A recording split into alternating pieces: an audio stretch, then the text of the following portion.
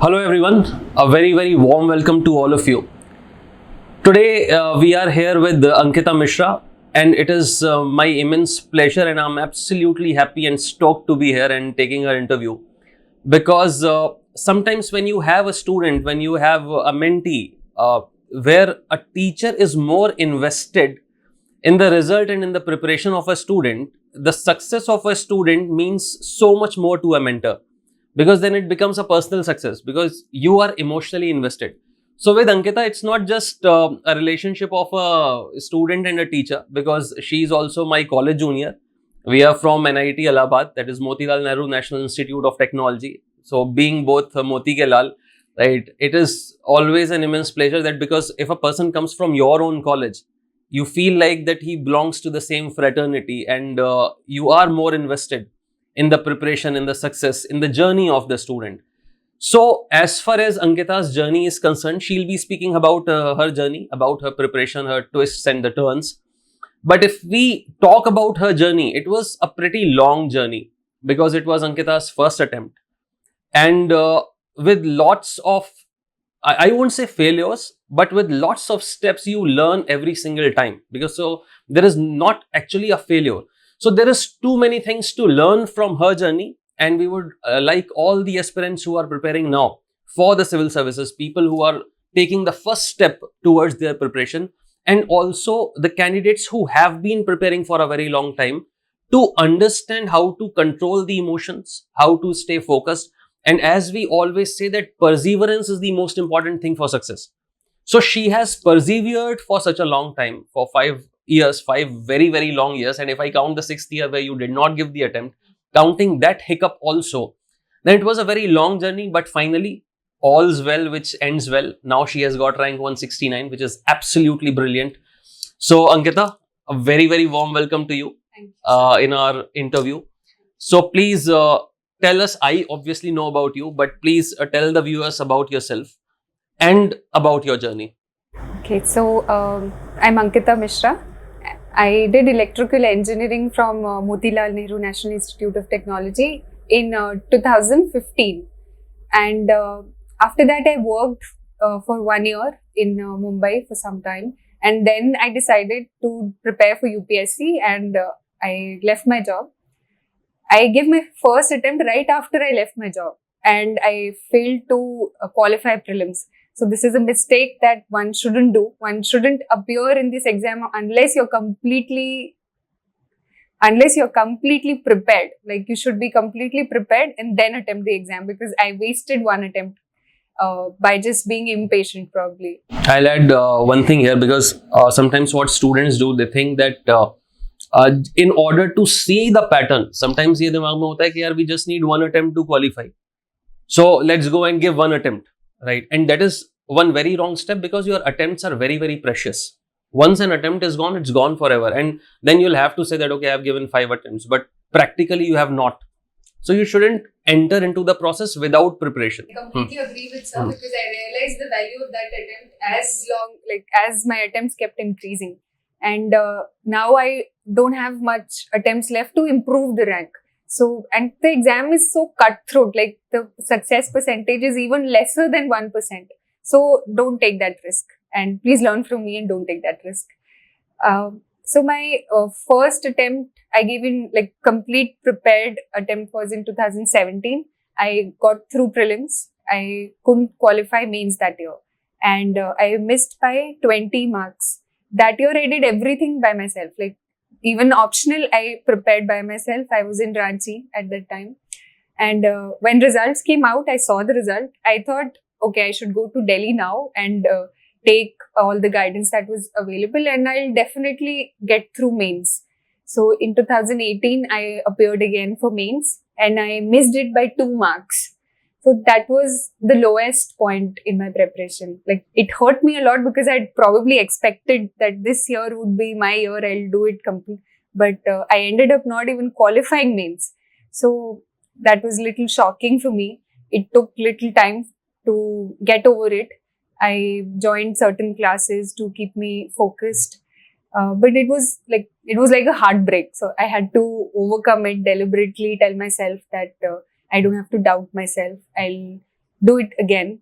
Then I appeared again in 2019. I got through mains. I gave interview, but I wasn't in I couldn't qualify the finalist. That was also like sad moment, but I was stronger this time. Like I understood the nature of this exam. I knew that I had the potential. I could improve because I had improved from before, so I could improve further. So I stayed optimistic. But that year, 2020, was a difficult year for me.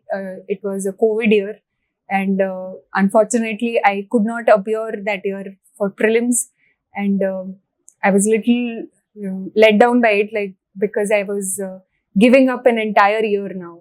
So I was sad for like 2-3 months, but then my mark sheets came. I saw where the problem was. I identified it, that my optional was not working for me, and I changed my optional. And this year, I can say that it's because of the change, that decision that I made, that I'm there in the list. And so my journey has been like a lot of ups and downs have been there. But I think I've only learned and improved with those ups and downs. And what my most important learning is that you should always have faith in yourself and be optimistic. There's always something that you can do to change the result. And most importantly, don't ever blame anything outside of you for your failures. Because if you blame something that's outside of you, you also like give away the power to change it. You should keep up that power with yourself and have faith. Take support of your parents, family, friends. Be positive and always improve. And that's how I got into the list after this long journey. It was great, and I think one thing which you missed to mention was self-belief. I think there was a lot of self-belief in Ankita in this entire journey, in this entire process. And before we started the interview, I was speaking with Ankita's mother. She's here with us, and she shared a nice story, a very emotional kind of a story, when she said that it was a low on 2018. So I would like Auntie, welcome in the interview. Very very congratulations to you also. आपने एक बहुत बेहतरीन कहानी अभी सुनाई थी 2018 की, और मैं चाहता हूँ कि आप एक बार हमारे व्यूअर्स को, स्टूडेंट्स को वो चीज बताएं कि क्या हुआ था 2018 का जब अंकिता का रिजल्ट आया था, तो क्या बोला था अंकिता? धन्यवाद। जब इनका रिजल्ट आया तो ये बहुत दुखी हो गई थी। हम लोग लखनऊ में थे, बिटिया दिल्ली में थी। दूसरे दिन हम लोग दिल्ली पहुँचे तो बहुत दुखी हुई, बहुत रो रही थी अपने फादर के साथ।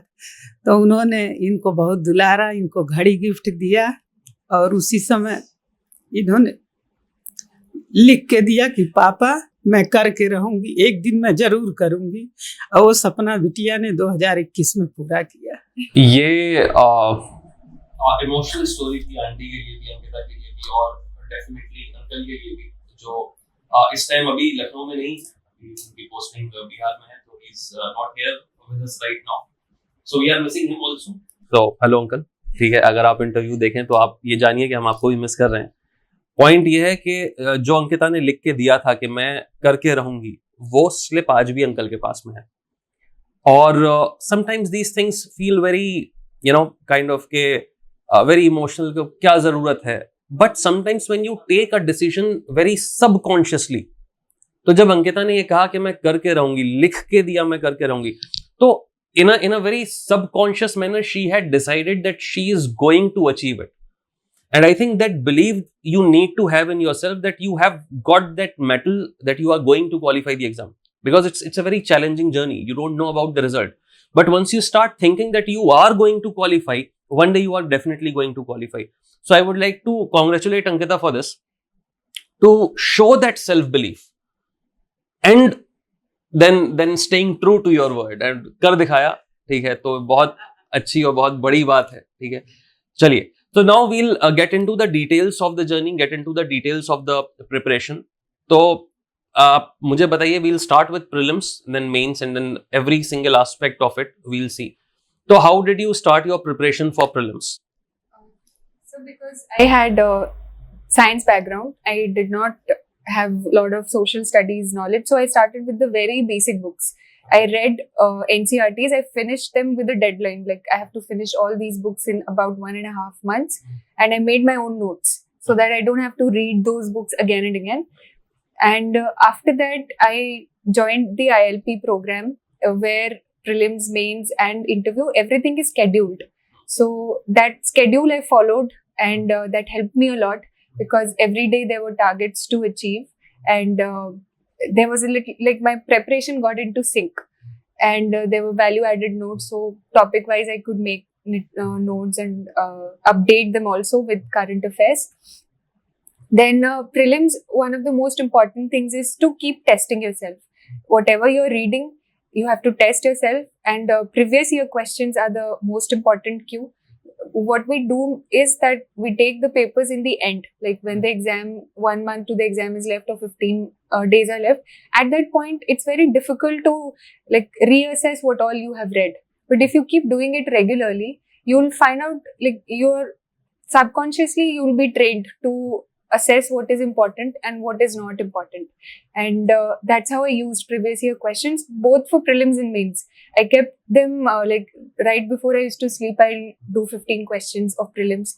And when it was mains, I used to write 2 answers daily, so as to keep myself in the sync of the pattern of the exam.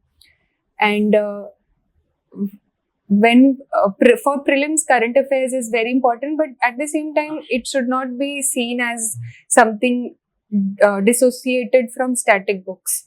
Both things are like a continuous process. Like if governor is in news, then the entire topic becomes important. So standard books should be on your tips. They should be revised multiple times, so that whatever static portion comes in the paper, that is mostly 50% of it, you don't commit mistakes in that.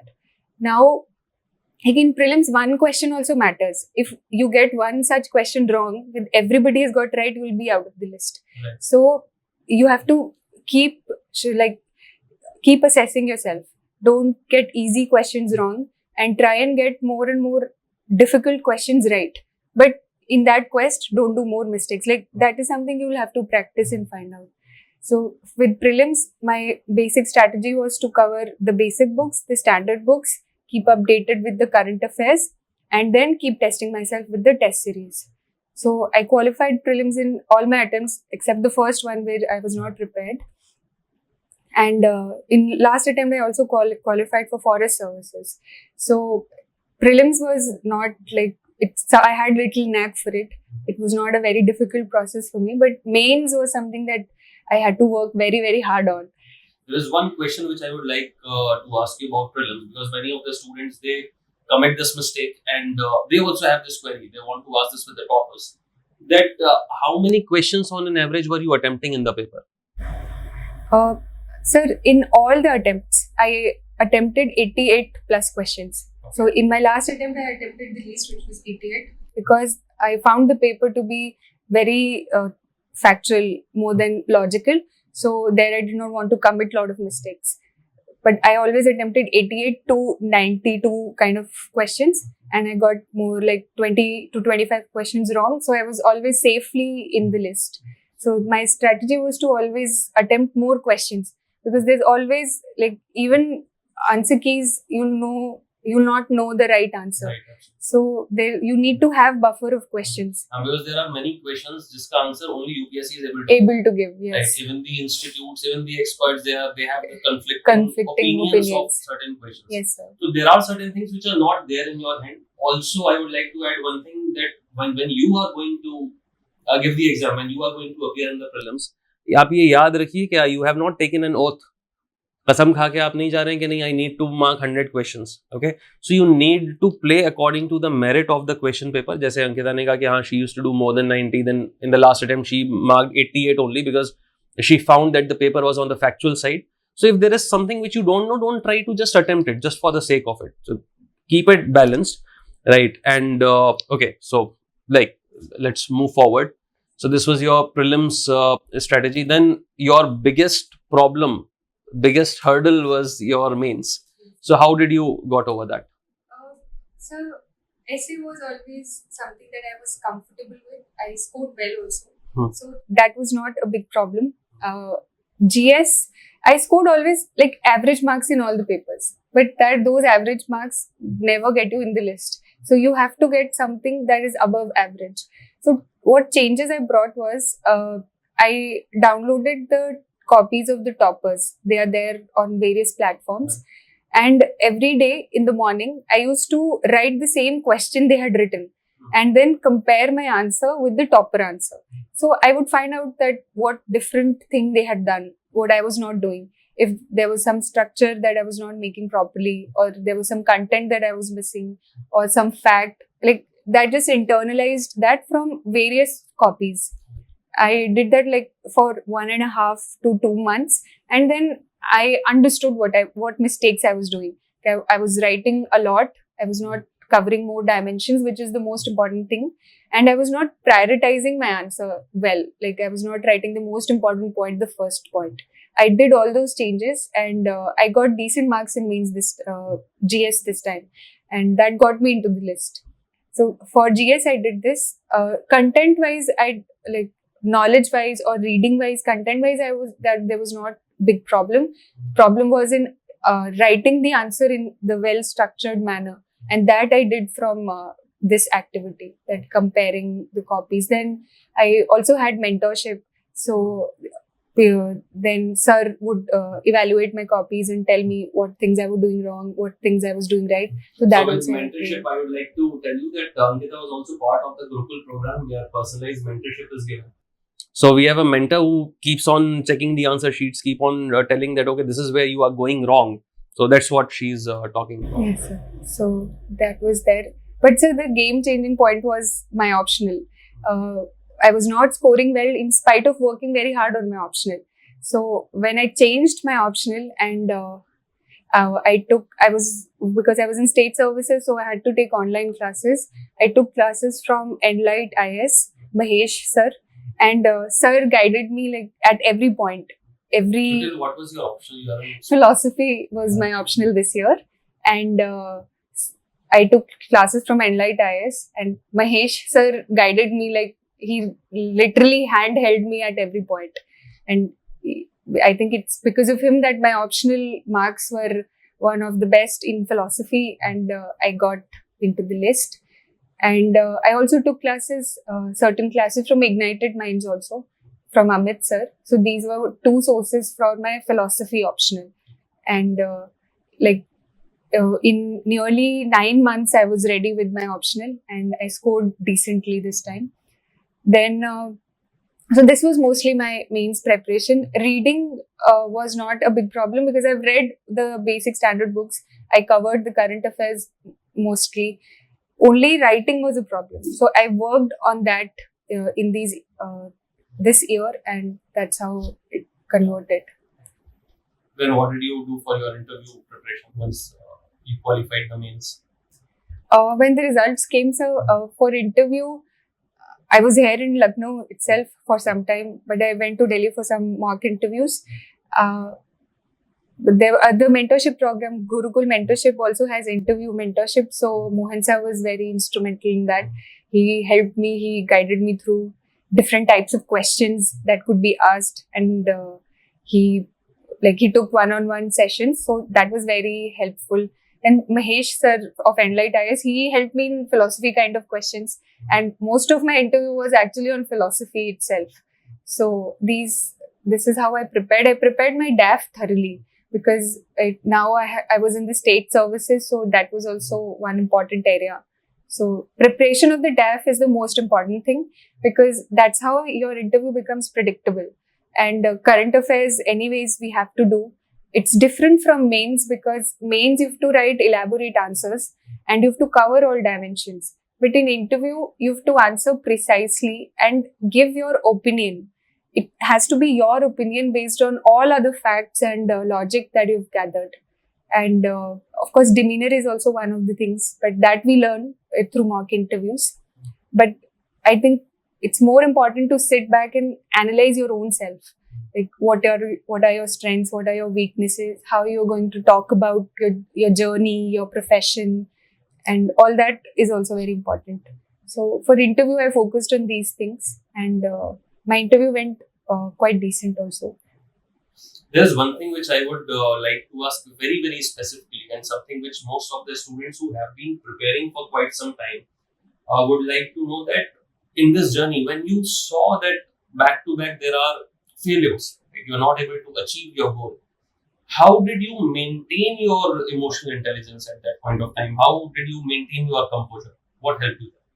So I read a lot. Like I read a lot about spiritual knowledge and all. So what I gathered from this long journey is that success and failure are not dichotomy. It's not that success takes you high above and failure keeps you down. Every failure is a step towards success. So it's a success in disguise. We just don't know of it. And this is what my father also taught me. And it's not just today. Like I was in athletics before. I was an athlete, so probably that spirit comes from there. So there also I had to struggle a lot. I had fractures. Was wounded. I remember. I was wounded. So my father has taught me this, that where you are standing and where you have to go, if that's really high, there'll be a lot of steps in between. So each failure is like a step. If you treat it as that I'm a failure, then you won't rise above. You have to treat it as a stepping stone, and you have to see what went wrong, what other people who succeeded did right, and what you did wrong. You have to learn from them and rise. That's all. That's all what failure is. We don't have to look at it in terms of that we are a failure, or we are even in terms of success, you should be quite elated that now I'm successful, so it's done. It's not like that. It's a process, and it should be looked at like that. And it's not something that I learned like I knew before. It's something that I learned over a period of time. I met a lot of people who were in this preparation, who were struggling the way I was struggling, who were very learned, very knowledgeable, much better than me. So I understood that this is the nature of this exam, that it's uncertain. And you have to keep working on it. Even the topper doesn't score 100% marks. So there's always scope of doing something better. And I kept all those things in mind. I write my diary. I kept writing those things. And this journey has been long, very long, and there was no tangible return till now. But intangible return is that I learned about myself a lot. I never knew that I could persevere this long for something. I never knew that I could be so patient. But I understood all of that now. And I think every aspirant should look at it like that. Like if you have failed at any point, take the ownership of it. Okay, this has happened. There is a reason to it that it has happened. But there are always ways to improve. Look out for those ways. And be positive that if you change these things, the result will come, and sooner or later it will come. So I wish everybody to have that, to look at it like that. Like any failure, don't be dejected by it. That's all. It was a nice message for all the aspirants. I will tell you one thing, that in 2018, when Ankita couldn't qualify the mains, at that time she had called and we were speaking, and she was like crying frantically, saying that sir pata nahi kya hoga, it's, I might leave and all. At that point of time we were like, nahi, please, you have put in so much of effort and you are just one step away, and I think that was the lowest point, where the point where the faith dwindled a little bit. But then in 2019 she went to the interview, she couldn't qualify. That also margin was very, very less. At that year also she cried, but there was a lot of difference between the Ankita of 2018 and 2019. In 2019, when I spoke with her, she was like, nahi sir, kya karna hai? Right? I won't give it up. I am going to do it. So I'll persevere. And then in 2020, obviously, during the period of COVID, there were so many family members. She herself was not well. And because of that, she was not able to appear for prelims. And that was a very big setback, because when you are going in a journey, every single day counts. And when you have to miss one complete year, that makes a difference. But that year also she qualified the state services. I think 2020 you qualified the state services. And this is also one very important aspect, that you keep doing something. Okay. So once she qualified the state services, she got that much of confidence कि नहीं sir, अब ये हो गया तो ये तो हो ही जाएगा. Right? Once I have achieved something, that sense of achievement gives you a lot of confidence. And I think that also helped greatly in the final attempt. That confidence that yes, I am already there. I just need to polish my stuff. There is no need to study everything right from the scratch because you are already grown, right? And I think that one step, that one success led to this bigger another success. So I think that was it. And one final question which I would like to ask you, Ankita, is what was the role of IASbaba in your success? In this long journey, I think IASbaba has been with me since the beginning. Since 2017, Sir has been guiding me. And at that point, I remember there were very few online mediums. And I was preparing from Ranchi. I was not in Delhi. So IASbaba was, like, it has been a very important part of my preparation. I wrote TLP answers. Sir used to check those answers and tell me that this is what you're not doing right. This is what you're doing right. That helped me a lot. And throughout, like, I think it's 5 years, not just for me, for you also. Definitely. So, IASbaba has been a very important part of my journey. I'm glad that I came to here and over this. We are very glad that you came till here. It's not just your success, it is our success. And we are all very proud of you. Your family members are proud of you. Your village people are proud of you. Your colony people are proud of you. And not just that, I think the entire Motilal Nehru Institute of Technology, right? National Institute of Technology, all the seniors, all the alumni, and especially the Dramatics Club, right? As a fraternity, we all are extremely, extremely proud of Ankita, and we bless you and we wish all the success in all your future endeavors, that you get into the system and you do amazing things inside the system. So thank you so much, Ankita, for having this interview with us. Thank you so much, Auntie, for being with us. And thank you all for watching the interview. All the best to all of you. And we hope that we will be doing this interview with you the next year when you all will get a rank. So all the best. Have a nice day. Bye-bye.